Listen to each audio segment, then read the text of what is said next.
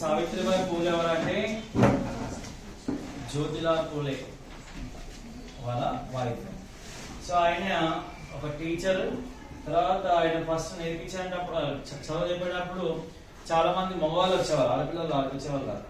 So అంటే అప్పట్లో ఆడపిల్లల్ని చదివించాలంటే కూడా పేరెంట్స్ కానీ సమాజం కానీ ఆడపిల్లలు చదివేందుకు కానీ చదవకుండా పంపించకుండా ఇంట్లో పనులకు మాత్రమే అంకితం చేసేవాళ్ళు. అట్లాంటి టైంలో జ్యోతిలాల్ పూలే ఏం చేశారు, చదువు ఆడపిల్లలు కూడా ఇంపార్టెంట్ కాబట్టి ఫస్ట్ నా మిసెస్కి మా భార్యకి నేర్పిస్తాను.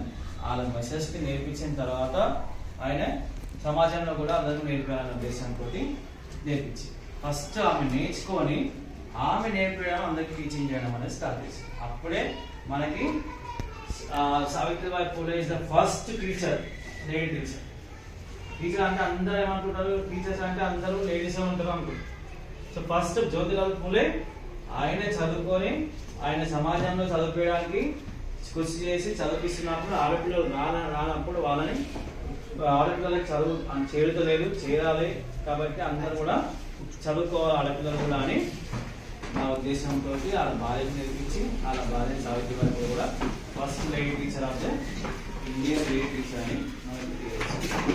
సో వీళ్ళు ఇద్దరు కూడా సమాజం కోసం ఎంతో కృషి చేసి వాళ్ళ జీవితం అంతా కూడా ఎవరికైనా చదువు చెప్పాలనే ఉద్దేశంతో చదువు చెప్పడము నేర్పించడము, వాళ్ళకి చదువు కోసం చదువుతో పాటు వాళ్ళకి విలువతో కూడినటువంటి విద్యని అందించడం అనేది ముఖ్యంగా వాళ్ళు.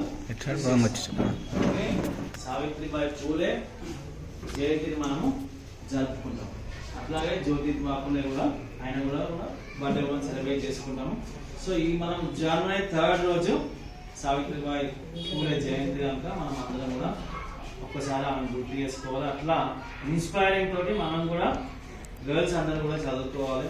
చదువుతో పాటు ఒక ఉన్నత స్థాయిలో ఎదిగేలాగా మేము అందరూ కూడా ప్రయత్నించి కృషి చేయాలి. ఎక్కడ కూడా చదువు ఆపకూడదు.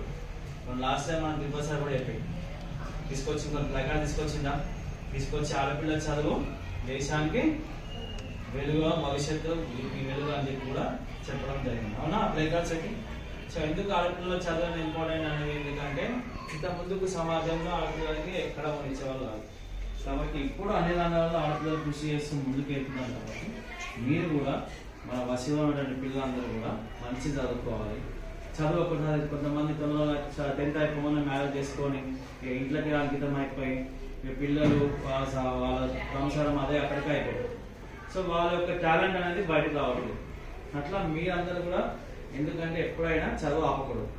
తర్వాత 10th తర్వాత ఇంటర్ కానీ డిగ్రీ కానీ చదువుకొని మీ అంతలో మీరు మీ యొక్క ప్రయత్నం చేసి మీ కాలం మీద మీరు సశక్తిగా ఎదిగేటట్టు కృషి చేసుకోవాలి, ప్రయత్నించాలి.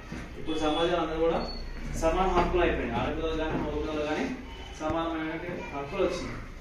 సో ఆడపిల్లలకి ఏం తక్కువ లేదు, మగపిల్లలు ఏం కూడా ఎక్కువ లేదు. సో అందరూ సమానమే. ఇప్పుడు ఆటో బైక్ నడిపిస్తుందా, లేడీస్ అందరూ గర్ల్స్ అందరూ నడిపిస్తుందా లేదా? యాక్టివ్గా నడిపిస్తుందా? కొంతమంది బుల్లెట్ కూడా నడిపిస్తుంది. అవునా? తర్వాత ఈ ఆటో కూడా నడిపిస్తుంది కొంతమంది లేడీస్ చూస్తాను. నేను పొద్దున చెత్త పని నడిపి ఆటో పని నడుపుతాను. ఆమె లేడీ చూస్తుంది, ఆ లేడీ చెత్త పని నడిపిస్తుంది. సో ఆటో నడిపిస్తుంది. కొంతమంది కార్, గర్ల్స్ అందరూ లేడీస్ అందరూ కార్ నడిపిస్తుంది. ఇప్పుడు మొన్న మెట్రో స్టేషన్, మన హైదరాబాద్ మెట్రో స్టేషన్ ఫస్ట్ నడిపింది ఎవరు? ఉమెనే నడిపింది. ఫస్ట్ ఉమెన్ నడిపింది. అట్లాగే ఫ్లైట్ కూడా నడిపిస్తుంది. ఎల్ల తక్కువ ఉందని చెప్పండి గర్ల్స్, ఉమెన్స్ ఎలా తక్కువ ఇలాంటి తక్కువ ఎల్లగో లేదు. కాబట్టి మీ ఇంట్లో వాళ్ళు కూడా ఎవరైనా మీకు చదివేందుకు చాలా ఇంకా 10th అయిపోయిన మ్యారేజ్ చేసేస్తాం, ఇంటర్ అయిపోయిన ఆపేద్దాం అంటే కూడా మీరు అపోజ్ చేయాలి. ఆడపిల్లలు కూడా ఇప్పుడు కూడా 18 నిండిన తర్వాత పెళ్లి చేయాలి. అయినా కానీ చదువుకున్న తర్వాత మేము అన్ని కూడా చదువుకొని మా అంతా మేము ఎదిగిన తర్వాతనే మ్యారేజ్ చేసుకోవాలి. అట్లాంటి ఆలోచన ముందు తర్వాత చేసుకోవాలి. కాబట్టి ఫస్ట్ మీ టాలెంట్ అంతా కూడా ఉపయోగించుకోవాలి. అలాగే మగపిల్లలందరూ కూడా మీతో పాటు సమానమైనటువంటి హక్కులు ఆడపిల్లలుకున్నాయి. కాబట్టి మనం ఎక్కువ మేము తక్కువ అని ఆడపిల్లలని చురుగ్గా చూసి మీ చెల్లెల్ని కానీ మీ అక్కల్ని కానీ ఇంటికే పరిమితం చేద్దాము, చదువు ఆపెట్టుతాము, మ్యారేజ్ చేద్దామని మీరు కూడా అనుకోరు. మీరు కూడా మీకు ఎంత హక్కు ఉందో వాళ్ళకంతా సమానమైనటువంటి హక్కులు ఉన్నాయి. వాళ్ళ హక్కులను కూడా మీరు పరిరక్షించుకోవాలి. అర్థమైందా? సో అలాగే మనకి ప్రిన్సిపల్ సార్ కూడా కొన్ని విషయాలు చెప్పారు.